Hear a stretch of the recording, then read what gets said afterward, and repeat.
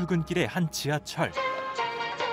윤건사. 한 진상이 여기 뭐 잠깐 지하철. 큰 목소리로 통화를 하는데 5천이 돈이야? 무섭긴 뭐가 무섭다 그래. 옆 사람이 도망가고 그 자리에 앉는 한 여자. 첫 번째 진상인 왼쪽의 쩍벌남을 우리 뉴욕송 우리 손주 말이야. 아무래도 형제 같아. 가볍게 제쳐준 뒤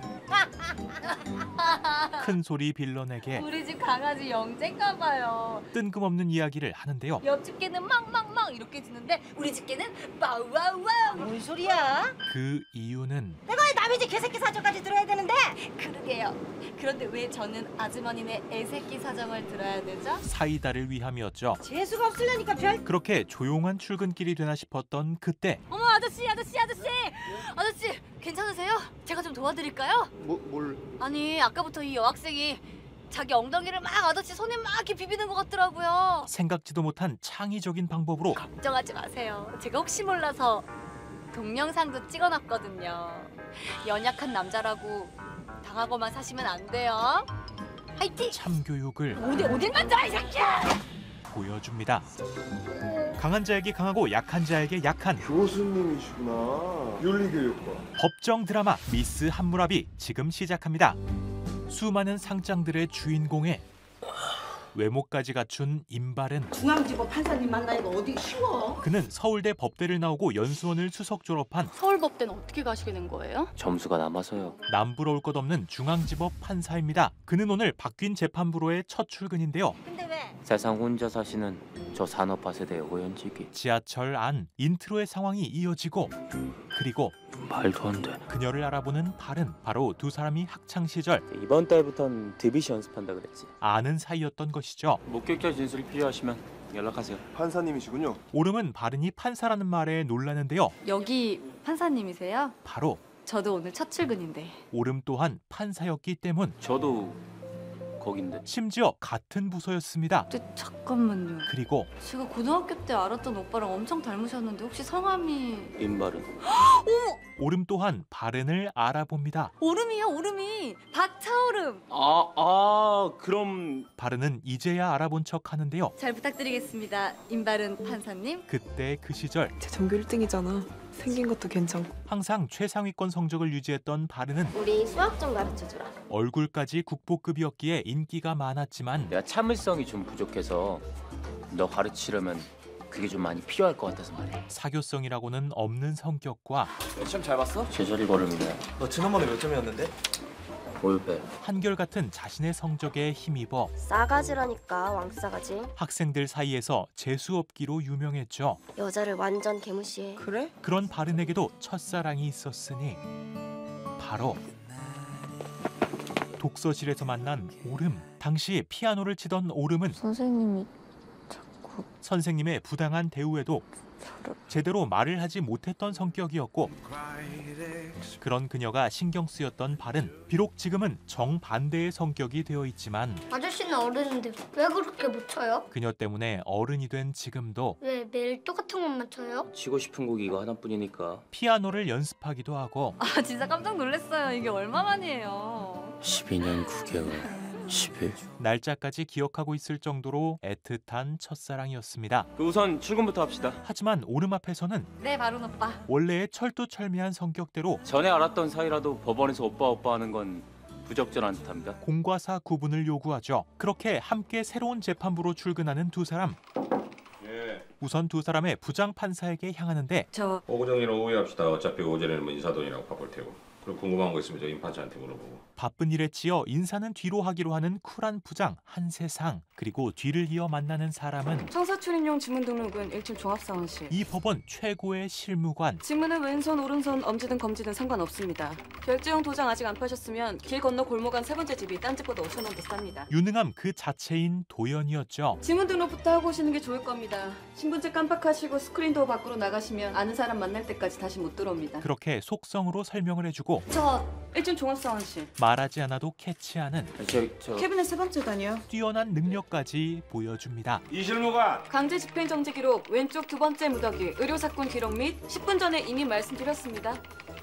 알았어. 하지만 오자마자 오름에게 위기가 닥치는데 바로 출근 때 일이 인터넷을 달구기 시작한 것. 그렇게 오름은 세상에게 바로 불려가게 됩니다. 아주 그냥 법원 역사에 길이 남겠다 그냥. 어떻게 첫날 출구부터 사고를 쳐? 부장을 첫날부터 말이야 법원장실을 호출되게 만들고. 부장님, 박 판사는 여학생을 구하려고. 끼어들지 마. 그런데 그가 그 여학생도 문제야. 아니 그렇게 짧은 치마를 입고 다니까 그런 일이 생기는 거 아니야? 충격적인 발언을 하고 짧은 치마를 입은 피해자가 문제가 아니라 이상한 짓을 하는 추행범이 문제라고 생각합니다. 어디서 말대꾸래? 여학생 여학생답게 조신하게 입고 다녀야지. 여자는 여자로 태어나는 게 아니야. 여자로 만들어지는 거지. 고집 있는 세상의 발언에 그 말은 그런 뜻이 아니. 끼어들지 마. 쉽지 않은 부장의 성격을 파악한 바르는 어인일로 여기까지? 우리 한 부장님 대체 어떤 분이지? 정보를 얻기 위해 친한 판사를 찾아가는데요. 자기 부장님 얘기를 왜 역방에 와서 묻나? 야, 네가 당원의 정보통화인이야. 그의 이름은 정보왕으로 한 부장님 호통 소리가 여기까지 다 들리더라. 이름답게 법원의 모든 정보를 꿰고 있는 바른의 고등학교 친구입니다. 승질이 불같아서 그렇지 악의는 절대 없으셔. 그는 특별히 인성에 문제가 있는 것은 아니었고 알고 보면 진짜 순수한 분이라니까. 오히려 순수한 면이 있는 좋은 사람이었지만 법정에서는 조금 위태위태한 게 있어. 법정에만 서면 아니 원고 지금보다는 번호표라도 붙이고 상대방에 좀 사본도 같이 내야지. 이렇게 던져주면 뭘 어쩌라는 거예요? 야 갖다 주세요. 불같은 판사가 되어 아니 안돼 안 풀어줘. 저기 풀어줄 생각도 없어. 저기 다시 집어넣어. 아니 어서 희죽 지랄이야. 주둥이를 확 찢어버려 그냥. 해야 할 말이라면 막말을 서슴지 않는 도둑놈 새끼 울 때는 확 그냥 아유 집어넣어. 그런 판사였습니다. 이건 우리 부장님한테 내가 들은 얘긴데 하지만 세상은 고시촌 낭인 생활 한참 하다가 겨우 합격을 한 거야. 서울대가 넘치는 법원에서 지방대를 나와 친한 사람이 별로 없는 거야. 완전 마이웨이. 사실 다른 부장 판사들 사이에서도 겉도는 판사였죠. 다른 부장님들이 봤을 땐 이게 정상은 아닌 거야. 그렇게 정보를 들은 뒤 아까 부장님 말씀 너무 신경 쓸 건 없어요. 오름에게 위로와 동시에 이 조직 튀는 사람이 버티기는 쉽지 않은 곳입니다. 의도가 좋든 나쁘든 결과적으로 무리를 일으키면 보호해주지 않아요. 튀지 않아야 버틴다고 말하지만 그보다는 나은 조직인 줄 알았는데. 오름은 그의 충고보다 오늘 여러모로 고맙습니다. 내일 봬요. 자신의 소신대로 행동할 생각이었죠. 그렇게 다음 날 임 판사님! 화려함 그 자체인 옷을 입고 나타나 튀는 사람이 버티기 힘든 조직이라셨죠? 제가 한번 버텨보겠습니다. 그 체제에 반격하겠다고 말하는 오름. 높고 단단한 벽과 그 벽에 부딪혀 깨지는 달걀이 있다면 저는 언제나 달걀 편에 서겠습니다. 너무 거창한가요? 그래도 저는 제 스타일대로 부딪혀보려고요. 그렇게 당차게 법원에 도착한 그때 법원 앞에서 1인 시위를 하는 할머니가 보이는데요. 의료 과오 사건? 아드님이 수술 받다가 사망해서 병원 상대로 소송을 했는데 증거가 없어진 모양입니다. 의료사고로 인해 시위를 하는 할머니가 박 판사님, 오름은 많이 신경 쓰입니다. 그리고 법원으로 들어서자 많은 사람들의 환호가 이어지고 하지만 검은색 분인 이곳에서 혼자만 다른 색깔에 안녕하셨어요. 아니 박 관장님 지금 뭐 하는 짓이야? 세상이 한마디를 하는데 법관 윤리 강령에 치마 길이 규정이 있나요? 법원 조직법에 있나? 능청스레 상황을 대처하다가 부장님 너무 싫어하시는 것 같으니까 얼른 조신한 옷으로 갈아입고 오겠습니다. 갑자기 물러나는데요. 옷을 몇 개씩 갖고 다녀? 쟤? 하지만 곧 그녀가 입고 오는 옷은 아이 그래 무슨 온몸을 천으로 둘러싼 이 정도면 괜찮을까요? 제가 가지고 있는 옷 중에 가장 조신한 옷인 것 같아서 챙겨와봤습니다. 조신함 그 자체인 인도 의상. 여자들이 음란하게 살을 내놓고 다니면 되겠어요? 남자한테 무슨 잘못이 있겠어요? 그렇게 어젯밤 세상의 발언이 어느 게 더 마음에 드세요? 아까 그 미니를 입을까요? 아니면 이거 둘 중에 어느 게 더 마음에 드세요? 쏙 들어가게 할 오름의 계획이 완전히 돌았네. 성공적으로 돌아가죠. 아니 근데 대체 그런 옷은 어디서? 정체불명의 그 옷은 피아노과 동기 여자애랑 배낭여행 갔었거든요. 벼룩시장에서 신기해서 샀는데 오름이 피아노과를 다닐 시절 샀던 것으로 피아노과요? 오름은 당시 힘들어하던 피아노를 전공해 음대 중퇴 후에 독학으로 사시 합격에 연수원 최상위권 성적으로 중앙지법 초임. 판사가 된 이례적인 사례였죠. 그리고 근데 아까 그 1인 시위 할머니 재판에 왜 졌을까요? 1인 시위 할머니 사건에 대해 관심을 가지는 오름. 가족을 잃은 유족 입장에서는 쉽게 승복하기 어렵다는 거죠. 규칙대로 싸워서 진 거잖아요. 항소기간 놓친 것도 본인 책임이고. 원칙주의자인 바르는 증거도 없이 때만 쓴다고 예외를 만들면 되겠어요? 그녀와 완전히 생각이 달랐죠. 왜 판사가 되셨어요? 그럼 뭐 박 판사님은요? 약자의 편에 서고 사회 정의를 구현하고 세상을 바꾸고 그런 아름다운 이유로? 당연한 거 아닌가요? 이상적인 생각으로 판사가 된 오름과 달리 전 그냥 먹고 살려고 판사 됐어요. 남한테 신세 안 지고 남한테 굽신거리지도 않으려고. 바르는 돈 때문에 판사가 된 정반대의 입장입니다. 그렇게 퇴근 후 내 새끼를 1인 시위 할머니의 사정을 들어주고 있는 오름. 하지만 어제 이보시오. 할머니에게 붙잡혔던 바르는 판결에 불만 있으시면 항소를 하셔야지. 여기서 이러시면 안 됩니다. 뭐? 그녀를 달래려고 하던 중 너도 판사놈이야? 이 나쁜 놈. 감정이 격해지자 뺨을 맞아 썼기에 가만히 있으라고. 일어나. 뭐 정상이 아닙니다. 오름이 걱정되어 다가가지만 뭐가 정상이죠? 사정에 몰입한 오름은 생떼 같은 아들이 눈물을 흘리며 수술실에서 차가운 주검이 되어서 돌아왔는데 오히려 바른에게 그 질문을 제대로 된 설명도 듣지 못한 애미가 제정신이면 그게 정상인가요? 되돌려주죠. 도대체 뭐가 정상이고 뭐가 비정상이죠? 그렇게 감정이 격해진 오름과 의견 차이를 좁히지 못한 채 다음 날 어젯밤엔 죄송했습니다, 임 판사님. 오름은 사과와 함께 솔직히 저는 이곳에 대해 화가 나서 여기 온 겁니다. 자신이 왜 이곳에 왔는지 이야기합니다. 여길 바꿔놓고 싶어서 판사가 됐나 보군요. 건투를 빕니다. 그리고 오늘은 아 맞다. 오늘 첫 재판이죠. 안 떨려요? 오름의 첫 재판일입니다. 조임 판사 첫 재판날은 저 법복을 내가 직접 입혀줍니다. 세상은 전통대로 오름에게 직접 판사복을 입혀줍니다. 이 옷은 주권자인 국민이 이 법복이 사법부의 위임한 인물을 상징한다는 걸 무슨 뜻인지 명심하세요. 선배 판사로서 가르쳐주죠. 모두 자리에서 일어나십시오. 그렇게 재판을 경험하게 되는 오름. 경건한 마음으로 시작을 해보지만 난리가 나는 재판장부터 사장님 나빠요. 배 왜 안 주세요? 한국어가 능통한 알리. 나쁜 새끼세요. 아니 외국인 노동자까지. 하지만 이 정신없기만 한 사건들에는 배는 배를 못 나가요. 저도 모르게 뛰어내릴까봐 내가 뭐가 잘났다고 아파트 미래를 폭로해서 이 꼴을 당하나 싶고. 모두 하나씩 제 아이 나빠요. 심장이 나빠요. 돈이 필요해요. 눈물 없이는 들을 수 없는 사연들이 담겨 있었고 재판할 때마다 수명이 줄어들 것 같아요. 오름은 그렇게 재판이 쉽지 않음을 깨달아갑니다. 오후 재판 들어갑시다. 아유. 그렇게 오후 재판을 시작하는데 하늘의 맹세코 다 갚았습니다. 갚긴 뭘 갚아?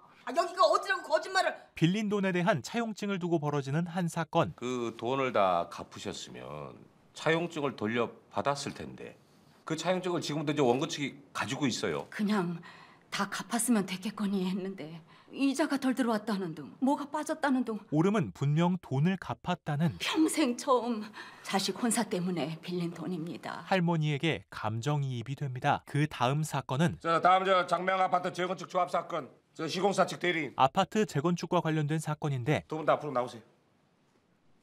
시공사 측 변호사와 아는 사이임을 티내는 오름. 그 옷을 입은 의미를 전혀 모르는구만. 그녀의 행동은 잘못된 것이었고 아까 시공사 측 변호사한테 인사했죠. 바르는 오름이 무엇을 잘못했는지 말해줍니다. 연수원 때 교수님이셨어요. 제가 제일 존경하던. 그 방청석 맨 뒷줄에 쭉 앉은 분들 누군지 알아요? 오름의 눈짓 한 번이 시공사랑 싸우는 주민들. 재판에서는 매우 컸고 오늘 재판 내내 표정 관리 안 되던데 여기 극장 아닙니다.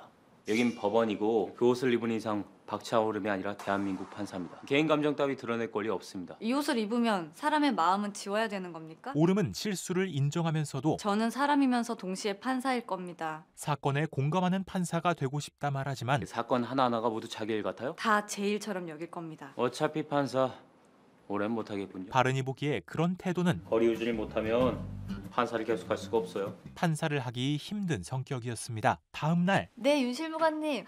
다름이 아니고 재판 기록 조금만 더 일찍 올려주셨으면 좋겠어서요. 열정 가득한 오름의 부탁에 조서가 좀 간단하게 적혀 있더라고요. 실무관들의 일이 배가 되는데 업무 패턴 바꾸는 거 싫어할 겁니다. 의욕 넘치는 판사 좋아할 직원 없을걸요. 에이, 사건 당사자들을 위한 일인데요? 인간이란 남을 위해 움직이지 않죠. 그렇게 실무관이 가져온 방대한 자료 속 돈 다 갚았다는 할머니 마음에 걸려서요. 차용증 사건이 특히 신경 쓰이는데요. 냉정하지만 계약서 제대로 안 쓰고 차용증 제대로 안 돌려받는 거 가스 안전국 외출하는 것처럼 본인 잘못입니다. 냉정한 바른의 말에 때로는 사람들의 전후 사정을 자세히 듣고 진실성이 있으면 믿어주기도 해야 되는 거 아닌가요? 오름은 다시 다른 의견을 내놓습니다. 증거 안 남겨서 억울하게 당하는 경우 없애고 싶죠? 네. 그럼 증거 없으면 무조건 진다는 원칙부터 확실해야 됩니다. 중립자로서 증거를 보고 판단해야 한다는 바른의 말에도 1인 시위 할머니에게까지 다가가는 오름, 할머니와 여러 번 대화한 오름은 그 기록 우리 부 사건이 아니네요. 자신의 사건이 아닌데도 찾아냈어요, 구멍. 항소를 청구할 방법을 직접 찾아냅니다. 그때 실무관이 오름을 찾아오는데 이런 식이면은 저희 일 못합니다. 예? 윤지영 실무관 요새 매일 야근하고 있는데 혹시 아십니까? 오름의 부탁을 모두 처리하고자 한 실무관에 대해 말하며 신체 감정서 늦게 내는 의사들 독촉 전화하자고요. 전화 한 통화 하는 거 이거 별거 아니라고 생각하시죠? 오름이 당연하게 말한 작은 일은 실무관에게 배로 돌아오기에 판사님들은 훌륭한 고위공직자라서 그래 거룩하겠지만은 그 모르겠어요. 저희 구급 출신들은 그렇게까지 못하겠습니다. 서로 간 배려에 대해 이야기하는데 힘들어도 하지만 해야 될 일이면 해야 되는 거 아닌가요? 우리 공무원이잖아요. 오름이 그럼에도 자신의 입장을 고수하자 윤지영이 속옷이 착해가지고 뭐 시키면 시키는 일 다 합니다. 근데 그거 아십니까? 이게 싱글맘인 거. 실무관 지영의 사정. 법원 유치원에서 5살 된 애 데리고 그렇게 집에 가야 됩니다. 그래서 야근 안 하려고 진짜 숨도 안 쉬고 일만 합니다. 오름이 방금까지 말했던 숨 좀 쉬게 해주십시오. 각자의 사정은 법원에도 존재했죠. 오름은 자신의 방식에 어떤 잘못이 있었는지 느끼게 되고 박판사! 세상 또한 오름을 찾아와 어젯밤에 그 돈 다 갚았다는 할머니한테 전화했어? 차용증 사건에 대해 묻습니다. 기록 확인하다가 제가 확인하고 싶은 게 있어가지고. 아니 당신이 판사야! 재판이라 양쪽 의견을 다 들어보는 게 재판이지 한쪽에 전하지 않는 게 재판이야? 판사로서 한쪽 입장만 듣는 것은 잘못된 방식이었음을 이야기하는 세상. 솔직히 상대방은 경험 많은 사채업자 같은데 아무것도 모르는 할머니가 억울하게 당하는 거면 어쩌나 싶어서 제가 전화했습니다. 오름 또한 자신이 왜 그랬는지 이야기하지만 할머니께서 소송 초반부터 일관되게 말씀하시는 거는 분명히 이유가 있어서 그렇게 말씀하셨다고. 경험 많은 사채했으면 애초부터 월세 보증금을 담보로 잡았을 거야. 사용증 하나 달라고 믿고서 이 주민한테 돈 빌려주는데 그 사람이 경험 많은 사채업자야? 그게 오판이었다는 것을. 그 아무것도 모른다는 할머니가 박 판사 전화 받고 바로 상대방한테 전화해서 뭐라고 했는지 알아? 그 젊은 여자 판사 내 먼 친척이야. 편견을 가진 오름의 실수였다는 것을 알려줍니다. 쓸데없이 고집 부리지 말고 소송 취하해. 계속 고집 부리면 한 푼도 못 줘. 그 전화 받자마자 그 상대방이 민원실 찾아와가지고 지금 울고 보고 난리야. 오름의 전화 한 통이 이 사건을 헤집어 놓았고 죄송합니다, 부장님. 제가 경솔했습니다. 그렇게 자신의 이상주의에 어떤 문제가 있는지 깨닫는 오름. 그런데 조금 뒤 야 요즘에 얼굴이 너무 심각했어. 놀러온 보왕이 매일 야근을 자처하는 오름을 걱정하는 말을 하자마자 결국 무리한 부작용이 터져버리는 오름. 어제 몇 시에 퇴근했어요? 3시 반 정도요. 그런 오름을 보며 박 판사 왜 그렇게 무모해요? 평생 판사할 거 아니에요? 판사 일은 단거리 경주가 아니라 평생 묵묵히 달리는 마라톤 같은 거예요. 혼자 오버패스하다고 하면 함께 일하는 재판부에 패만 끼치는 거라고요. 걱정이 담긴 마음에 화를 내게 되고 어서 퇴근해요. 내일 일에 지장 없게. 그럼에도 오름이 아직도 일을 하고 있자 상속 지분 계산만 남았는데 그것만 다 하고 갈게요. 이거 계산 프로그램 돌리면 30분이면 할 수 있으니까 놔두고 가요. 대신 일을 도와주려 하는데요. 방법을 알려주시면 제가 할게요. 설명하는데 30분 넘어요. 하지만 역시 고집 있는 그녀의 말에 제가 할 일은 제가 할게요. 합의부는 팀으로 일하는 겁니다. 어린애 같은 소리 말고 팀의 지장 없게 컨디션이나 회복해요. 결국 맞는 말 폭격으로 알겠습니다. 오름을 집으로 돌려보냅니다. 임 판사님 일찍 나오셨네요? 어딘 좀 쉬었어요? 네, 덕분에요. 그렇게 다음 날 컨디션을 회복하고 출근할 수 있게 된 오름. 그리고 자신의 잘못을 수습하기 위해 박 판사님! 실무관 지영을 찾아가 증거 자료요. 제가 정리 좀 해봤는데 맞는지 모르겠어요. 이 일을 나눔과 동시에 그리고 그 신체 감정서 독촉 일일이 전화하는 것보다 독촉서를 일괄 발송하면 어떨까요? 대안을 제시하고 눈물 없이는 읽을 수 없는 독촉의 편지를 한번 써봤습니다. 마지막으로 저기 이건 애기가 좋아할까 싶어서. 아기를 위한 선물도 건넵니다. 그리고 조금 뒤 보왕이 놀러 오는데 아 이거 그거네. 몇 대에 걸친 부동산 상속 지분 계산. 바른이 어젯밤 쉽다고 이야기했던 계산이 이런 일을 하려고 판사가 되었나 자괴감에 빠지게 하는 일 랭킹 3위 안에 드는 건데 사실 아주 귀찮은 일이었고 임 판사님이 이거 계산 프로그램 30분만 돌리면 된다고 그래. 아니 그런 프로그램이 어딨어. 바른이 자신을 위해 이거 내가 봤을 때는 이 정도 사건이면 한 이틀은 좋게 걸리겠다. 거짓말을 했음을 알게 됩니다. 바른은 지난밤 이놈의 집안은 왜 이리 가족 관계가 복잡한 거야? 오름을 위해 이틀치의 일을 밤새 해결한 것이었죠. 인간이란 남을 위해 움직이지 않죠. 자기 편을 위해.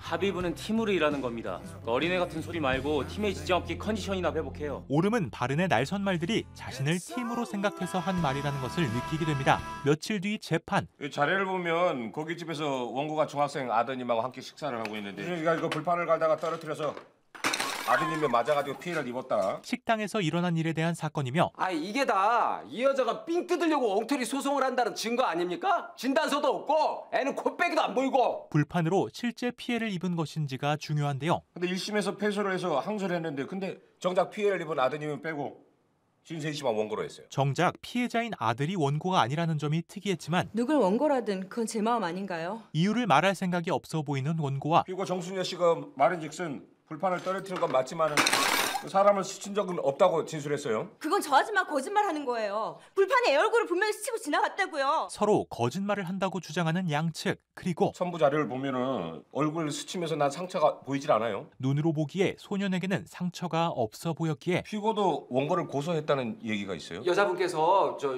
1심 판결 난 후에 저희 가게 유리에다 돌을 던져서 완전 박살을 냈어요. 장사에 피해를 입어 역으로 손해배상도 청구한 상태. 이 돈이 문제가 아니라요. 돈이 문제인가 보군. 결국 돈이 문제인 것으로 보이자 지금 뭐 돈이 문제가 아니라고 말씀하셨는데 뭐 그런 마음 가지면 두분 다 이 조정이 되시겠네. 조정 절차로 사건을 넘깁니다. 간단한 사건이니까 박 판사가 잘 조정해봐. 그리고 오름이 조정을 맡게 되죠. 그렇게 금액을 조정하던 와중 근데 원고는 증거도 충분하지 않은데 왜 소송을 제기하신 거죠? 원고 측에게 이유를 물어보는데 착각한 거죠 뭐. 판사님한테 자초정만 얘기하면 알아주실 줄 알았는데. 오름이 절대 넘어갈 수 없는 그 한마디로 인해 합의서를 찢어버린 뒤 이 사건 조정하지 않겠습니다.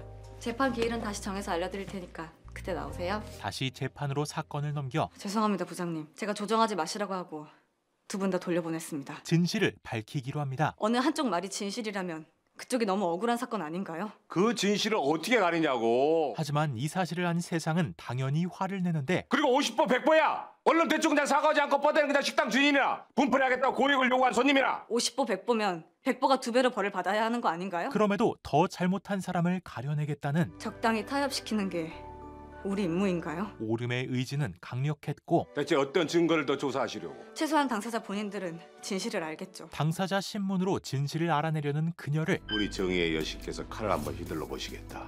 그럼 휘둘러 봐야지. 그 눈먼 칼 끝에 누가 찔릴지는 모르겠지만 내버려두고 결과를 보기로 합니다. 박 판사 멋대로 한번 해봐. 난 뭐 질문할 것도 없어. 당사자 신문 혼자서 잘 해봐. 우선 오름이 알아봐야 하는 것은 불판에 맞았다 한들 사진상으로도 표도 안 날 정도고 어디서 치료받은 증거도 없어요. 아이가 많이 다치지 않았는데 바로 그 비합리적일 만큼 지나친 그 점이 저는 마음에 걸린다는 거죠. 왜 재판까지 사건을 끌고 왔느냐인데요. 그 이상한 점에 대해 밝히기 위해 최일남 씨, 당시 상황을 상세히 설명해 주시겠어요? 본인 신문을 시작하는 오름. 갑자기 와장창 소리가 나길래 바로 뛰어가 봤죠. 애는 멀쩡한 것 같은데 전 그러시면 고기 1인분 서비스 드릴까요? 그때 당시 누가 거지예요? 앞에 누가 할 소리예요 진짜? 누가 보면 중환자를 한 줄 알겠네. 영업집이라고 너무하시는 거 아니에요? 전 그렇게 억울하시면 경찰 불러드릴까요? 알아봐 일어나. 경찰을 언급하자 물러났던 원고. 소송을 제기하시면서 아드님을 원고에 포함하지 않은 이유를 다시 한번 말씀해 주시겠어요? 하나 더 마음에 걸리는 점을 짚는데 이미 말씀드렸잖아요. 그냥 싫다고. 말하기 싫어하는 듯한 원고에게 당시 고깃집 사장님한테 아픈 애를 앞에 두고 그게 할 소리냐고 하셨죠? 아드님 어디가 아프셨나요? 그녀의 심정을 헤아리는 듯한 뜨거운 불판이 아드님 쪽으로 떨어지는데 얼마나 놀라셨겠어요. 따뜻한 말로 아니 중학생이라 된 다 큰 아들이 애기도 아니고 뭘 그리. 진술을 이끌어내려 하는데 이건 뭐 지진아도 아니고. 이거 아이에 대한 피고의 말에 아파서요. 진실을 물어보셨잖아요. 왜 아이를 원고에 포함시키지 않았느냐고요. 이야기하기 시작합니다. 제 아이는 아픈 아이입니다. 마음이요. 피고의 아이는 발달 장애가 있었고 우리 아이가 어릴 때 뜨거운 냄비를 만지다가 손을 댄 적이 있어요. 그래서 갈비를 좋아하면서도 숯불 때문에 고기를 집어오지 못해요. 그런 애가 불판에 맞았어요. 떨어지면서 숯불에서 불똥도 튀고 다행히 하나님이 도우셔서 상처는 남지 않았지만 내 얼굴이 백지장이 돼서 몸을 벌벌 떨더라고요. 그날 자리를 피한 것도 애가 옷자락을 잡아당기게 돌아보니까 아이를 위함이었습니다. 이혼한 애 아빠가 술만 먹으면 소리를 지르고 때리는 걸 보내거든요. 그리고 그날의 일이 트라우마로 남아 아 더러워. 쌌나 봐봐. 쌌네. 얘들아 쌌어. 다른 사람들에게 손가락질 받는 모습을 보며 전교생이 우리 아이를 투명인간 취급했어요. 고소를 하기로 결심했던 것이죠. 그러한 원고의 사정을 듣자 죄송합니다. 피고 측 또한 제가 거짓말을 했습니다. 거짓말을 이실직고하기 시작하고 불만이 학생 얼굴 스치는 걸 봤습니다. 치료비 냈을 돈도 없는데 뱃속에 있던 딸아이를 나 혼자 키우고 있었거든요. 상태를 보니까 티가 나지 않더라고요. 사장님 막 달려오시니까 덜컥하고 너무 겁이 났습니다. 너무 무서워가지고 죄송합니다. 뒤를 이어 미쳤었나 봅니다. 사장까지 사죄를 합니다. 저 힘들다고 다른 사람 힘든 건 보려고도 안 했네요. 빈틈 보이면 당한다는 생각만 했습니다. 그렇게 이번 재판은 원고는 아무 조건 없이 소송을 취하했다. 오름이 바라는 대로 진실을 밝히고 끝낼 수 있었고 법복을 입으면 사람의 표정은 지워야 하지만 사람의 마음까지 지워서는 안 되는 거였는데 이번 재판으로 바르는 보지 못했다. 마음으로 보면 볼 수 있는 것을. 오름의 방식 또한 판사가 가져야 할 마음가짐이라는 것을 느낍니다. 괜찮으셨냐는 그 한마디를 박 판사가 해준 거다. 박 판사 수고했어요. 그리고 며칠 뒤 또 다른 재판이 열립니다. 농담을 심하게 했다고 가장의 밧줄을 끊어서야 되겠습니까? 회사 부장이 성추행 사건으로 해고당하여 해고 무효 소송을 건 사건. 역시 정치인 출신은 소리가 달라. 국회의원을 했던 피고의 변호인도 눈에 띄는 사건입니다. 소극적인 인턴 사원을 언론팀에 융화시키고 노력하려다가 실수를 한 것뿐입니다. 그저 실수라고 주장하지만 원고 목소리 좋으신데 맨 밑에 줄 한번 직접 읽어보실래요? 메시지 내역을 보면 얼굴은 착하게 생겼는데 뒤에서 바라보면 미치겠어. 누가 봐도 성추행이라는 것은 명확했죠. 다음 사진 볼게요. 심지어 이거 원고 가슴털 사진 맞죠? 보기 역겨운 사진까지 보내며 수컷 냄새 나지 않니? 직원을 괴롭혔지만 광고 홍보 업계는 섹시하고 자극적인 걸 중요하게 생각하다 보니 이 농담도 좀 센 동네입니다. 농담일 뿐이었다며 요즘 우리 사회가 유독 남자한테만 좀 가혹한 것 같습니다. 변호를 이어가는데 이게 더 가혹한 거 아닙니까? 하지만 상황이 바뀌는 것은 증인들에 의해서인데요. 개그맨의 피가 끓는 분이에요. 좀 질리는 스타일 개그라서 유감이지만 농담을 즐겨 할 뿐 무슨 이상한 의도로 음흉하게 그러는 분은 아니에요. 나쁜 사람은 아니라는 말이었습니다. 젊은 후배들이 제 농담을 잘 받아준다고 나이값도 못하고 주책을 부렸습니다. 제가 굉장히 재미있고 재치 있는 사람인 줄 알았습니다. 이 사건의 맹점은 그게 그렇게 큰 잘못인지 모르고 살아온 세대들이 있어. 그가 정말 부적절한 의도였는지, 그리고 제 가족은 무슨 죄가 있겠습니까? 이 밥줄은 말이야 목숨과도 같은 거예요. 해고당함으로써 그가 받을 피해였습니다. 아까 부장님 말씀이 지나치게 온정주의라고 생각했는데 오후 재판까지 하고 나니 고민됩니다. 하지만 인턴 사원한테는요.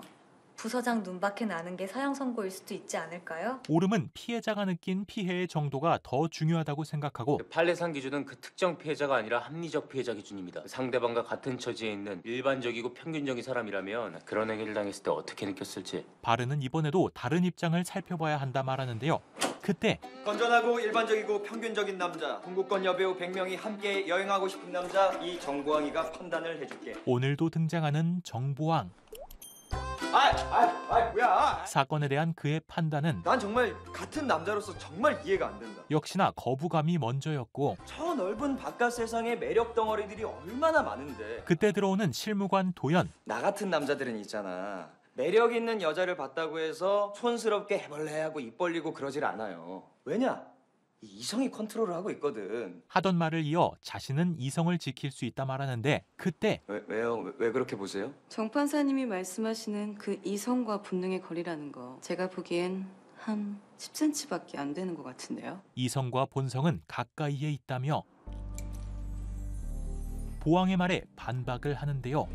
네크라인 10cm? 직접 그 10cm가 스커트 길이 10cm. 얼마나 치명적인지 보여주며 허리각도 10cm. 보왕의 눈빛이 달라지게 만들어버립니다. 일반적이고 평균적이시네요. 그렇게 보왕이 호되게 잠깐만 너네 뭔가 좀 오해하고 있는 것 같은데 그거 아니야. 자신의 말을 되돌려받은 며칠 뒤 오늘 인턴 사원분 증인신문하기로 했죠. 성추행 사건 재판이 이어지는데 증인의 남자친구가 SNS에 증인이 받은 메신저 내용을 올리게 되면서 이 사건이 알려지게 된 거죠. 그래서 회사가 원고를 해고하게 된 거고 맞죠? 하지만 피해자 편이어야 할 회사 측 대리인은 무관심해 보였고 밤마다 메신저로 자꾸 이상한 말씀들. 증언 속 메시지들은 너무 징그러워서. 이미 지워버려 증거가 부족했습니다. 다른 증인들의 증언도 이어지는데 회사 내에서 원고의 평가는 어떻습니까? 탁월한 실적으로 회사 성장에 크게 기여한 일꾼입니다. 그 증언들은 모두 전 신입사원 때부터 여자라고 유난 떨지 말라고 배웠습니다. 인턴을 몰아가는 분위기. 이번 인턴 사원이 좀 매사에 예민한 것 같다는 말이 부서내에 있기는 했어요. 저 인턴 사원이 영 조직에 적응을 못하고 유별을 떨었다 이거죠? 아니에요. 그런 인턴의 모습을 보자 자신의 과거가 떠오르는 오름. 연습 많이 했네. 기특하다 우리 오름이. 피아노를 배웠던 고등학생 시절 피아니스트로도 대성하겠어. 선생님에게 지속적으로 여자로서도 아주 예쁘게 크겠고. 성추행을 당했던 기억이 그녀와 겹쳐 보입니다. 증인도 진술서에 쓴 대로입니까? 그리고 마지막으로 나오는 증인마저 네, 그렇습니다. 부장의 편을 들자 변론을 종결해 주십시오. 결국 변론 종결 요청까지 나옵니다. 상대 쪽은 전혀 반대 신문도 안 하고 방치하는데? 그러나 누가 봐도 부장에게 유리하게 흐르는 이 재판. 기회를 한 번 더 속행하겠습니다. 우선 재판을 끝낸 세상은 내가 이 프로야구를 좋아하는데 아주 가끔은 말이야 짜고 치는 고스톱 같은 경기가 있다란 말이지. 회사 측과 부장 측이 궁금해지면 경기를 다시 되짚어보고 싶단 말이지. 짜고 치는 것 같다는 감이 발동합니다. 짜고 치는 고스톱 같다는 부장님 말씀이 딱이네요. 그런데 야 이거 다 짜고 치는 고스톱 아니야? 그렇게 사건의 처음으로 돌아가 부장 편을 드는 회사가 왜 해고를 했는지. 봐주고 싶으면 해고 안 하면 그만인데 왜 굳이 해고까지 해놓고 지금 모아서. 왜 이렇게 복잡하게 짜고 치는 거냐? 하고 싶지 않은 해고를 굳이 했다면 누군가한테 보여주기 위해서? 굳이 이를 왜 크게 만들었는지 알아보는데요. 판사님들 말씀하시는데 죄송합니다만 네, 요즘 TV만 틀면 요란하게 나오는 화장품 광고 피고회사 작품일걸요? 그때 아니 화장품 회사면 당연히 여성 소비자들을 신경 쓸 거고 SNS에 각 분야별로 성폭력 폭로하는 거 이슈잖아요. 그 회사에 화장품 광고를 건네며 여성들을 타겟으로 한 제품을 냈음을 알아내는데 인턴 사원 남친이 흥분해서 뭐 좀 올린 것 같던데? 그리고 원고의 남자친구가 SNS에 올린 부장과의 대화 내용을 보게 되면서 시끄러우니까 울며 겨자 먹기로 일단 해고부터 시켜놓고 해고 무효 확인 소송에서는 일부러 질마음으로 무성의하게 대응하고 여성 소비자를 위해 보여주기식으로 해고를 한 후 일부러 해고 무효 소송에서 져서 다시 복귀시킬 생각이었음을 알아냅니다. 뭐 SNS 문자, 사진 한 장 그걸로 해고할 수 있겠어? 해고 무효가 불가능하다는 판결을 위해 그 여성 직원들 직권으로 다시 불러보면 어떨까요? 증인 신문을 다시 해보기로 합니다. 꼭 필요할 때는 법원이 직권으로 증거 조사를 할 수도 있지 않습니까? 그리고 직권으로 부를 증인으로 한 명만 부르면 어떨까요? 4번이요. 마음에 걸렸던 마지막 여성 직원. 자꾸 뒤돌아보든? 피해자를 계속 쳐다보던 증인을 부르기로 하죠. 그렇게 다시 재판이 진행되는데 나이 차이가 얼마 안 나는 피해자와 제일 친하게 지낸 직원일 것 같은데. 특별히는 피해자가 힘들어하는 걸 본 적이 있습니까? 부장을 대하는 것이 어색하다고 느낀 적은요? 하지만 글쎄요. 특별히는 지난번처럼 글쎄요. 일관된 대답을 이어가는 증인. 원고가 피해자한테 보낸 메시지 내용하고 사진 보셨죠? 그때 못 보셨으면 보여드릴게요. 굳이 안 그러셔도 메시지를 보여주자 저 화면은 좀 꺼주시면 안 되겠습니까? 눈에 띄게 거부감을 보이는 증인. 좀 읽어주실 수 있을까요? 판사님 어떻게 저런 거를 읽어요?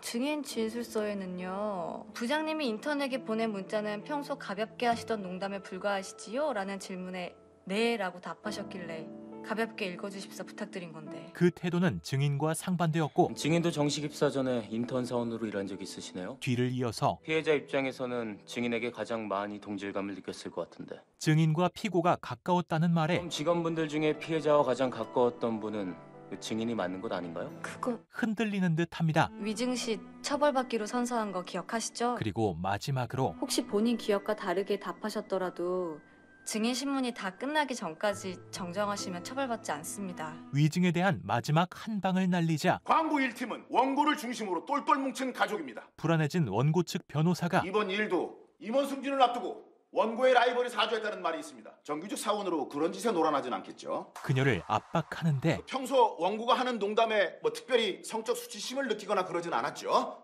같은 여성인 차장님도 원고가 하는 농담에는 그냥 가볍게 웃음으로 넘겼다고 증언하지 않았습니까? 같은 여성이요? 여성 최초 임원을 바라보며 승승장구하는 차장님이요? 신입 남자 직원들 엉덩이 툭툭 치고 다니시는 분이요. 결국 하나씩 변호사님 사무장이 지난주에 회사에 와서 한 말 있죠. 인턴을 완전히 사이코로 만들어야 된다고요? 회사가 무슨 짓을 했는지 저도 2년 전에 인턴 사원이었어요. 이건 그때 원고가 제게 보낸 문자들입니다. 부장의 만행을 블루스 주자고 조르더니 남들 눈피해 엉덩이 꽉 쥐고 폭로하기 시작합니다. 지금이라도 고소장 낼 겁니다. 강제 추행으로. 그리고 심지어 저도 낼 거예요, 변호사님. 계속 억지 주장을 하는 사람 몸을 함부로 만지면 강제추행이죠. 원고의 변호사에 대한 술 쏟은 척하면서 가슴까지 슬쩍 만졌잖아요. 추가적인 폭로까지 이어지고 어떤 저울로 죄받은 원고에 대한 해고는 그렇게 부장의 해고가 정당합니다. 정당한 것임을 판결합니다. 원고의 청구를 기각한다.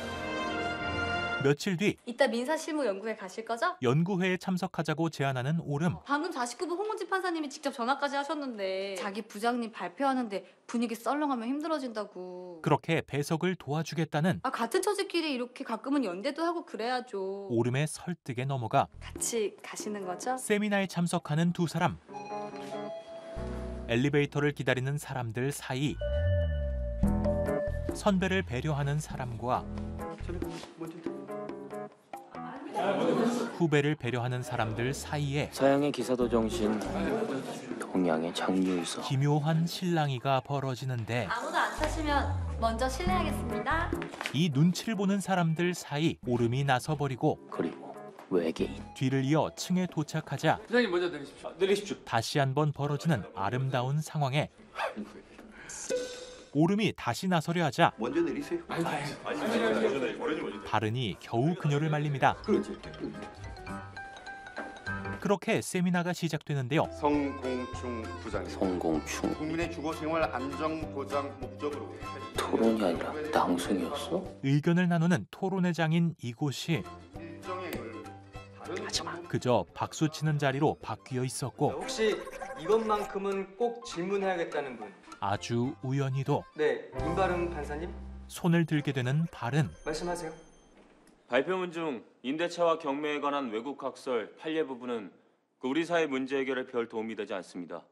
우리나라 특유의 전세제도 때문입니다. 제 의견과 정확히 일치하는 질문이었습니다. 그리고 숟가락을 얹는 부장 판사. 저 역시도 당연히 그 부분을 주목하고 있었습니다. 부장 판사 성공충의 행동은 법원 안에서도 유명했는데요. 남존여비. 남자가 존재하는 이유는 여자의 비위를 맞추기 위해서. 매기는 것인지 아닌지 모를 건배사에 이어 언니 많이 힘들죠? 신혼여행 다녀오는 동안 판결 선고 못했다고 두고두고 뭐라고 한다면서요? 정당한 휴가를 쓰는 배석 판사를 압박하기도 했으며 그게 일 욕심인지 출세 욕심인지. 며칠 뒤 심지어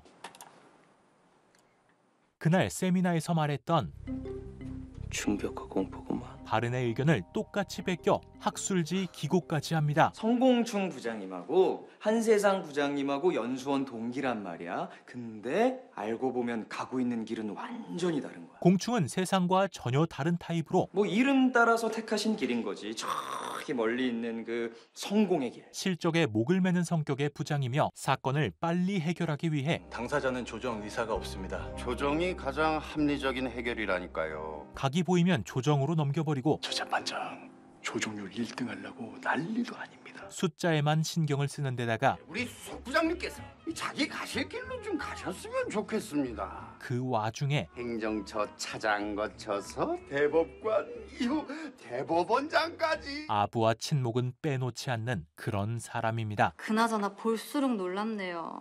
아니 어떻게 이렇게 한 번 들은 얘기를 정확히 적을 수가 있죠? 오름은 이런 상황을 우선 수석 부장님한테 얘기해보면 어때요? 합리적인 분이시잖아요. 절대 그냥 두고 볼 성격이 아니었죠. 임 판사님이 문제 제기 안 하시면 제가 문제 제기할게요. 제가 또 이런 거 그냥 못 넘어가죠.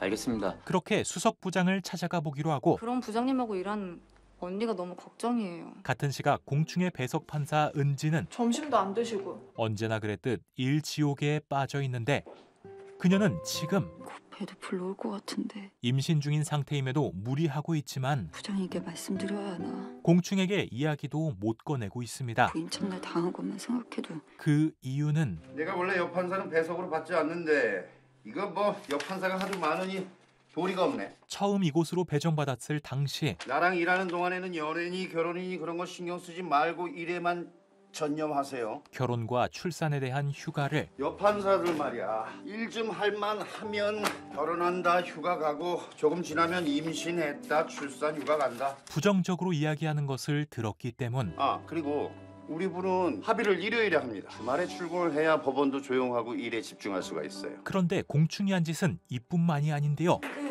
이미 야근하고 퇴근한 은지에게 네 부장님. 홍 판사, 지금 어딥니까? 사무실에 불 꺼졌던데. 자리에 왜 없냐며 부장님 지금 밤 12시예요. 저 11시까지 일하다 나왔습니다. 내가 아까 보니까 11시 전에 꺼진 것 같던데. 우리 집에서 법원 건물 보이는 거 알죠? 집에서 사무실을 감시하기까지. 세상에. 이 모든 사실을 오름 또한 알게 되지만 옆에 있는 다른 배석 판사님도 힘든 건 마찬가지지만 묵묵히 일하고 계신데 그녀는 여전히 자신을 되돌아보며 나만 자꾸 힘이 붙이니까 죄책감이 들어. 문제 제기를 꺼려하고 있습니다. 그리고 공충의 논문일로 수석부장을 찾아간 발은 지난번 실무 연구회 때 일입니다. 별일 아니라고 지나칠 수도 있겠지만 솔직히 마음이 쓰입니다. 문제 제기를 하는데 임 판사는 자신이 토끼라고 생각해요? 거북이라고 생각해요? 하지만 임 판사는 재학 중 합격에 인관 성적 1등으로 중앙지법에 왔죠. 이제까지 들어온 발은의 성격을 이야기하며 맞으면 맞고 틀리면 틀린 것일 뿐. 뒤처진 사람의 자격지심 같은 건 이해 못하겠지. 그가 뛰어난 점을 역으로 이용해 이 조직은 임 판사 같은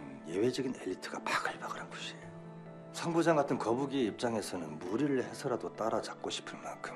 공충은 따라가기 바쁜 거북이라며 임 판사는 젊고 뛰어난 사람이니 앞으로도 빛날 기회가 무궁무진합니다. 말도 안 되는 이유로 성 부장 같은 사람에게도 빛날 기회를 양보하면 안 될까요? 공충에게 기회를 주자며 평생 성실하게 노력하는 성취 동기가 강한 사람들, 그런 사람들에게도 희망이 있어야죠. 그래도 이건 반칙이지 않습니까? 아직까지 우리 사회는 장유, 유서와 인정이 지배하는 사회. 정당한 문제 제기를. 그렇다고 한참 선배인 성 부장에게 치명적인 문제 제기를 한다면 임 판사도 상처를 받습니다. 사회의 도덕적 개념과 연관지어 야박한 사람, 무난 사람으로 비치면 아무리 뛰어난 인재라도 쓸모가 없어. 사람 됨이 더 중요하니까. 마치 발은이 양보하는 것이 맞다는 식으로 가스라이팅합니다. 한번 보시죠.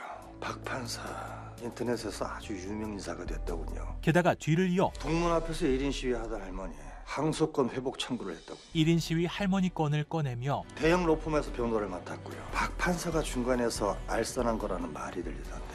오름이 실수한 부분을 짚으면서 법관은 타인의 법적 분쟁에 관여하지 아니하며 다른 법관의 재판에 영향을 미치는 행동을 하지 아니한다. 입을 막기 위해 협박까지 하죠. 박 판사의 행동, 징계 사유가 될 수 있습니다.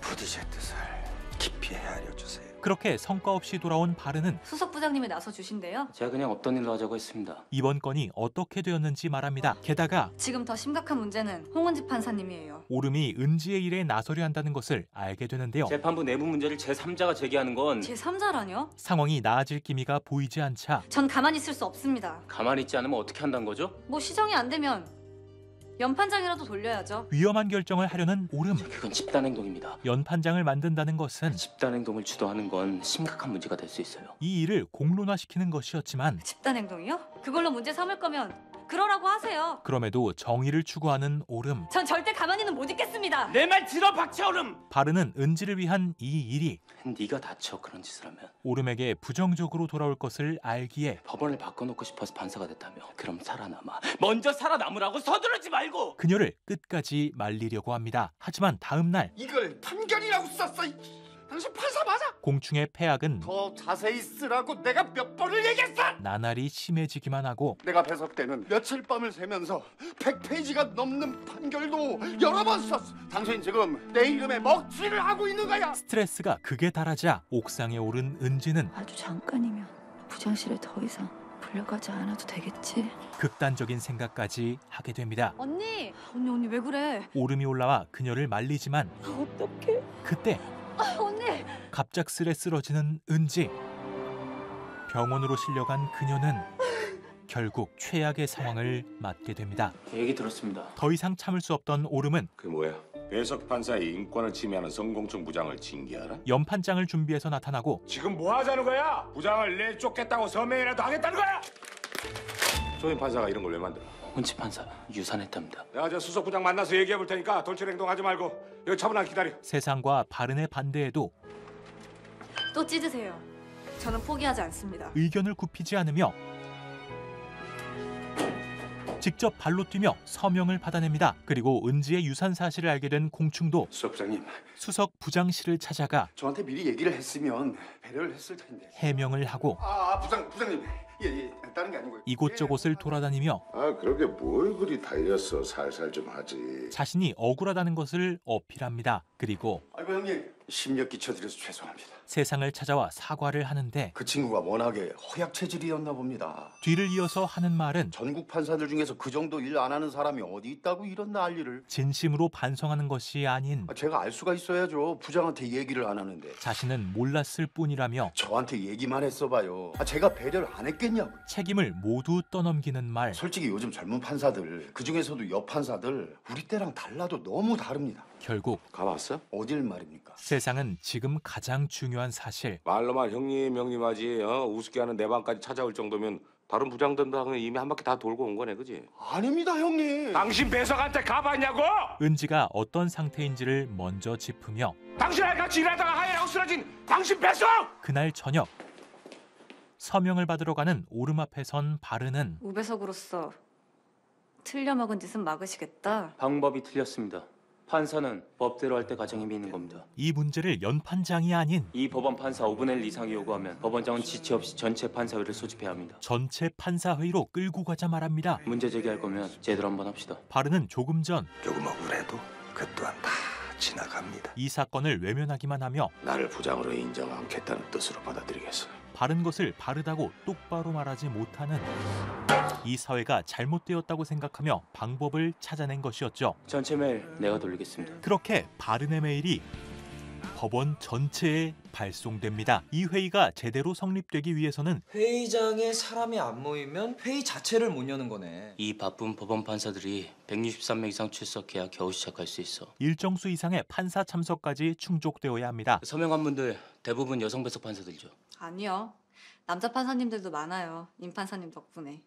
부장님들은요? 하지만 한 분도? 부장들은 참여 의사를 밝히지 않는 상황이죠. 그리고 공충은 괜찮을까요? 세상의 말대로 은지를 찾아가는데 종이 울다 겨우 잠드는데 이러시면 안 됩니다. 판사, 납니다. 남편의 만류에도 병실로 들어가는 공충. 어떻게 이런 일이? 난 정말 몰랐습니다. 하지만 공충의 방문 괜히 남들이 오해하지 않습니까? 그리고 그가 하는 말은 그 말씀하러 오셨어요? 판사. 은지에게 오히려 도구로 다가왔고 죄송합니다. 개인 사정으로 업무 지장 주면 안 된다고 늘 말씀하시던 부장님께 차마 말씀 못 드려서 죄송합니다. 부장님한텐 배석 몸 컨디션 안 좋은 문제일 뿐인 것을 세상 무엇보다 가죽복으로 여겨서. 그런 소리 여기까지 온 겁니까? 부장님. 마침 동행한 다른 판사가 들어오자 제 불찰입니다. 무릎을 꿇으라면 꿇겠습니다. 무릎을 꿇는 퍼포먼스까지 보입니다. 뭐 하는 겁니까? 어떻게 해야 제 진심을 알아주시겠습니까? 당장 돌아가세요. 2차 가해나 다름없는 이 상황은 부장님이 직접 사과까지 하라고 하셨는데 문전박대 당했대. 다음 날 법원에서 여론을 바꾸는 흐름으로 되돌아오게 됩니다. 됐어. 분위기가 완전히 바뀌었다고. 이렇게 되면 판사회의의 분위기가 걱정되는데요. 야, 뭐 떴다. 심지어 야, 이거 날짜랑 시간 공지 떴네. 판사회의의 시간까지 금요일이야? 야, 심지어 4시네. 재판 과정 많은 날. 판사들이 가장 바쁠 시간대로 배정되고 와, 한번 해보자 이거지. 그래, 이 정도는 해줘야지 슬슬 의욕이 생기지. 하지만 절대 질 생각이 없는 오름은 한동안 잊고 있었다. 이 인간이 얼마나 또라이인지. 그녀의 방식대로 상황을 바꾸기로 합니다. 그렇게 다음 날 다시 발로 뛰기 시작하는 오름과 바른.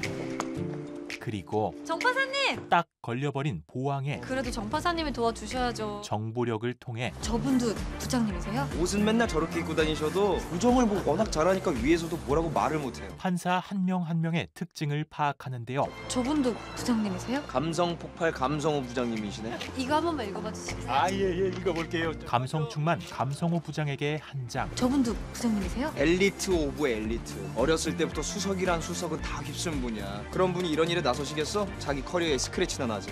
그래요? 부장님! 엘리트 판사에게 한 장. 안 읽은다니까. 그때 부장님 안녕하세요. 보왕의 부장 판사가 그를 발견하고 정 판사 바쁜 줄 알았는데 요즘 좀 여유 있나 봐. 일 안 해요? 공충의 편인 그가 키워볼 만한 친구를 봤는데 말이야. 보왕에게 경고를 합니다. 같은 시각 기자를 만나고 있는 공충. 형님네 배석도 배석인데 걔랑 친한 튀는 여판사 하나가 난리라며? 그는 기자들에게 목이나 죽이면서 계속 하자고. 오름의 이야기를 흘려 누가 이런 판사들 노조 만들려 하나? 곧 오름에 대한 악의적인 기사가 일부 과격한 젊은 판사들이 주동을 했대. 이거 혹시 나도 그중 하나냐? 이번 사태의 핵심 주동자는 최근 인터넷상에서 미스 한무랍이라는 별명으로 유명해진 피모 여판사로 알려졌다. 온 인터넷에 돌아다니기 시작합니다. 다른 재판부 사건에 개입했다는 의혹이 불거졌다. 젊은 여자 판사인 오름에 대한 부정적인 프레임이 씌워지고 실은 수석 부장님도 이건 얘기하시더라고요. 결국 이들을 압박하는 상황에 미안한데 보왕이 더 버티지 못하고 난 여기까지인 것 같다. 두 사람과 함께하기 힘들다고 솔직히 이제 내 입장도 너무 힘들다. 이야기합니다. 곧 수석 부장님이 찾으십니다. 수석 부장에게도 불려가게 되는 오름. 부장 판사를 징계하라고 연판정을 돌리고 다니네. 근거도 없이. 근거 있습니다, 수석 부장님. 제가 직접 홍문재 판사에게 자세한 사정을 일방적인 얘기로 상관을 매도하는 행위에 대해 하지만 분개하는 분들이 많습니다. 오름의 선한 의도는 누구를 일방적으로 매도하려는 것이 아니라 박 판사님, 이렇다 할 증명이 어려웠기에 이건 협의가 아닙니다. 통보입니다. 그의 앞에서 아무 말도 할 수 없었습니다. 언니! 그날 밤 은지를 찾아가는데 직원분들이 다들 언니 걱정 엄청 하고 있대. 이제 아주 온 법원이 다 내 얘기를 하고 들었겠구나. 모든 사람들이 사건을 알고 있다는 말이 무서워. 당사자인 은지에게는 웃기에서 사람들 얼굴 볼 일이. 다른 의미로 다가왔죠. 부장님 왔다 간 이후에 사람들이 자꾸 전화와. 부장님한테 너무한 거 아니냐. 더 이상 너무 사람들 안 봤으면 좋겠어. 이러한 은지의 아픔은 내가 미안해, 언니. 오름이 생각하지 못한 부분이었습니다. 잘못한 거 없습니다, 박 판사. 그게 다 이 상황이 제 욕심이고 은지를 위한 것이 아닌 영웅심이었는지도 몰라요. 그저 욕심이었을까봐 불안한 오름에게 욕심 좀 내보면 어때요? 곁에 있는 바른이 일어나서 이왕 시작한 일 한번 끝까지 해봐요. 평소처럼. 힘을 줍니다. 잘못한 거 없어요, 박 판사. 그런데 다음 날 박 판사, 내가 자네한테 뭐 하나만 물어볼게. 세상 또한 오름이 생각지 못한 부분을 이야기하는데요. 성 부장 징계하자고 연판장 돌리고 판사에 소집한다고 난리치기 전에 바로 얘기 한번 해봤어? 예? 성 부장이랑 얘기해봤냐고. 오름이 간과하고 진행했던 공충의 입장. 양측 얘기를 다 듣고 판단하는 판사. 오름이 한 일은 문제 제기하기 전에 부장들하고 얘기 한번 해봤냐고. 판사로서 태도에도 반대되는 것이었죠. 이번에 자네들이 저지른 일 순서가 틀렸어. 부장도 인간이야. 곧 열리는 전체 판사회의. 한참 부족하네요. 걱정했던 대로 회의가 열리기 위한 참여자 수가 모자랐고 결국 이 인간도 안 나타나네요. 정 판사님요? 예정된 개회 시각에서 5분이 지났네요. 규정에 따라 폐회할까요? 그때 아이고 성질도 급하시오 그래. 이곳에 들어오는 세상에 이어 시간 이렇게 뭐 딱딱 맞추는 게 이렇게 쉽나? 더구나 우리처럼 이렇게 나이 먹은 사람들은 걸음걸이도 느린데. 아 그냥 조금만 더 기다려 봅시다. 이 법원 부장 중에 그냥 하자란 하자는 다 모였네. 어? 법원에서 겉돌던 판사들. 그때 보왕이 회의장에 나타나는데요. 그는 조금 전 한참 전에 회의장 가시고 안 계십니다. 네, 뭐 회의장에 갈까 말까 고민하다가 별로다 별로. 남자가 엉덩이만큼 예쁘면 뭐해. 우물쭈물하기만 하고. 도연에게 따끔한 한마디를 듣고 빨리 가봐요. 방금 내실했어요. 고맙습니다. 이곳에 오기로 다시 마음을 돌린 것이었죠. 하지만 여전히 모자란 판사 수. 그때 다른 부장 판사들까지 행사 불이 나게 마치느라고 좀 늦었습니다. 판사님 전직 대법관님도 오셨다면서 어떻게 이렇게 일찍? 귀한 손님들도 중하지만 같이 일하는 동료들이 더 중한 거 아니겠습니까? 동료를 위해 회의에 자리합니다. 언제까지 기다려야 할까요? 그러나 아직도 20명 넘게 부족한 것 같네요. 20명 남짓이 부족한데요. 제게 잠시만 발언할 기회를 주십시오. 마지막 발언을 부탁하는 오름. 원장님, 이만 마치시면. 좋은 의견이 있으면 말씀해 보세요. 그렇게 법원장의 배려에 오늘 참석해주신 모든 판사님들께 진심으로 감사드립니다. 오름은 발언 기회를 얻게 됩니다. 저는 저희 부장님을 좋아합니다. 평생 기록 들여다보시느라 구분 거북목도 좋고 운동 부족 올챙이 배도 좋아합니다. 훌륭한 판사인 세상에 대한 이야기로 저는 무엇보다 20년 넘게 재판을 하시면서도 사건 하나하나를 한 명 한 명의 사람으로 생각하시는 부장님이 좋습니다. 말문을 시작하며 저는 모든 배석 판사님들이 저처럼 부장님을 좋아했으면 좋겠습니다.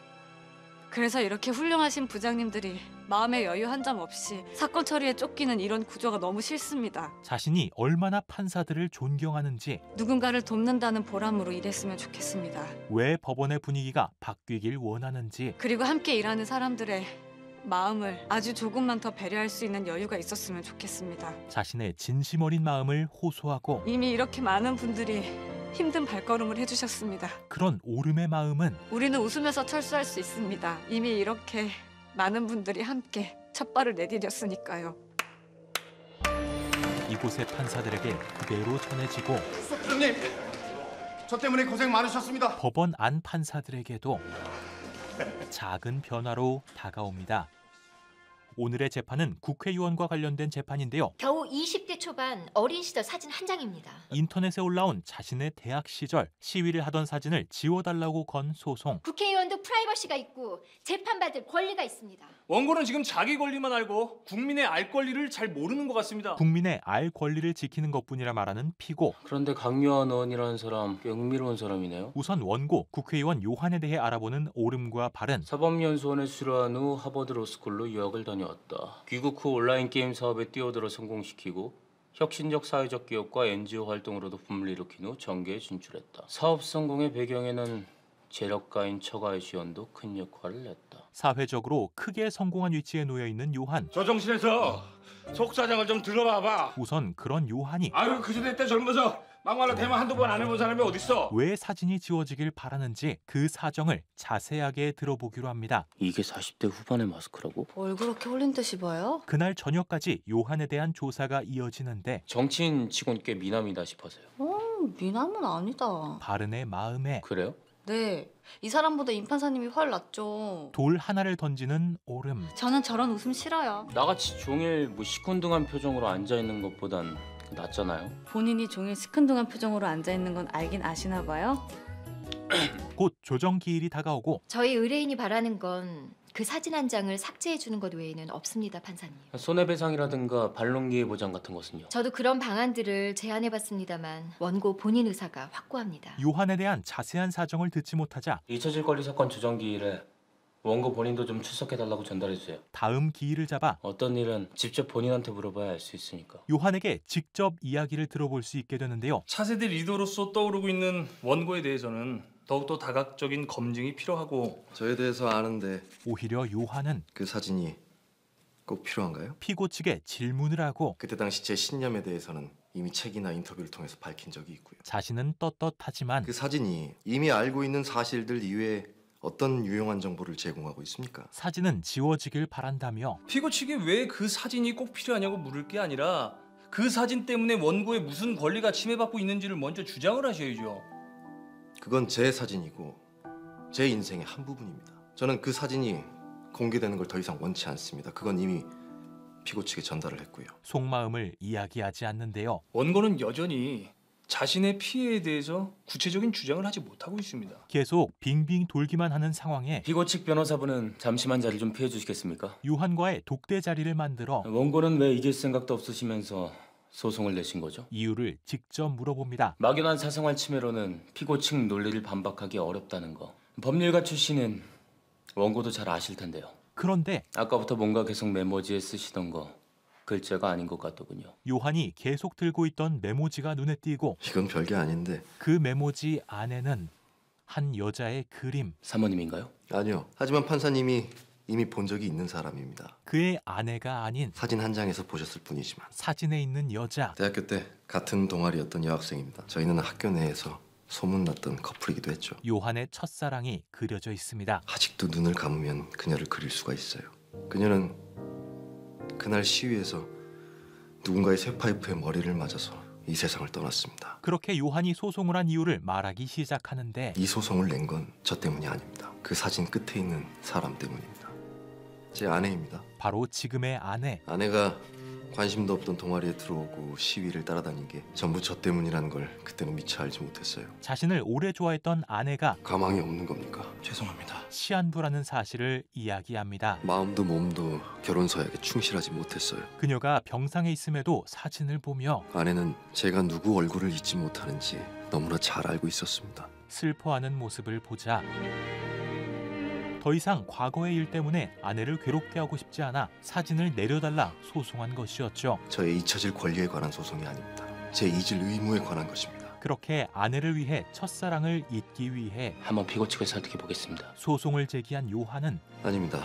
제가 지금 드린 말씀은 그냥 제 넋두리라고 생각해 주십시오. 그리고 어차피 그들은 뭐든 국민의 알 권리라고 하겠죠. 진짜 관심 있는 걸 알려드리면 되지 않겠습니까? 자신의 문제가 해소됐다는 듯 소송은 오늘부로 취하하겠습니다. 후련하게 소송을 취하합니다. 국민의 알 권리가 그렇게 중요하다면 그 알 권리를 최대한 보장해드리는 방법으로 해결해 보겠습니다. 그날 밤 대체 왜 소송을 냈던 거래요? 이유를 묻는 오름에게 잊어야 할 과거가 있어서 잊을 권리에 대해 말하는 오름. 누구나 나름의 속사정이 있기 마련이죠. 남들은 굳이 알 필요 없는.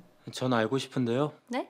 박 판사님의 속사정. 그리고 뒤를 이어 왜 알고 싶으시죠? 바른이 오름에 대한 팀으로 일하는 거니까. 좋아하니까. 마음을 드러내고 좋아하니까 알고 싶습니다. 고등학교 때부터 이어졌던 어린 시절 처음 봤을 때도 좋아했고 시간이 흘러 다시 만난 지금도 좋아합니다. 좋아하는 마음을 고백합니다. 제가 뭐라고 말씀을 드려야 될지. 그냥 솔직하게 얘기해줘요. 과연 두 사람의 관계, 박차오름답게.